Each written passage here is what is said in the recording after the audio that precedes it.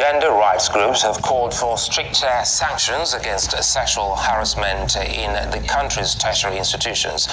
This is as they converged on Abuja, the country's capital, calling on tertiary institutions in the country to adopt a zero-tolerance approach towards the vice.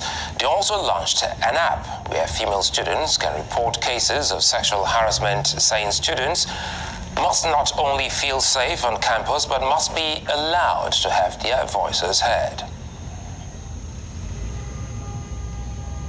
We cannot continue to allow a situation where our girls cannot receive an education with peace of mind. It is important for all tertiary institutions to adopt a zero-tolerance approach to all forms of gender-based violence and promote a healthy culture in the institution, devoid of fear and intimidation.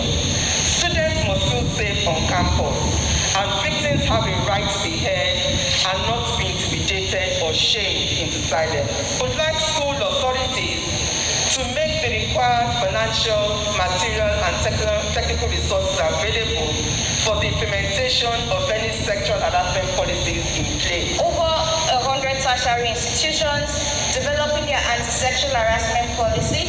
It looks like we still have a long way to go because in general we have over 350 tertiary education institutions in Nigeria. The issue of sexual harassment has to do with imbalanced power relations. And of course, when you look at the statutory obligation of the ICPC, they are statutorily mandated to check institutions on abuse of power.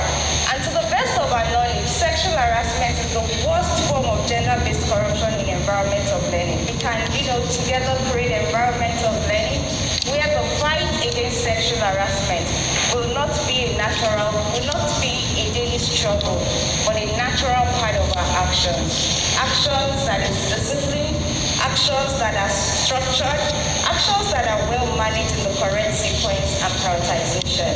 Unless you've gone through Nigerian universities and experienced sexual violence or sexual harassment, it might be just another project for you.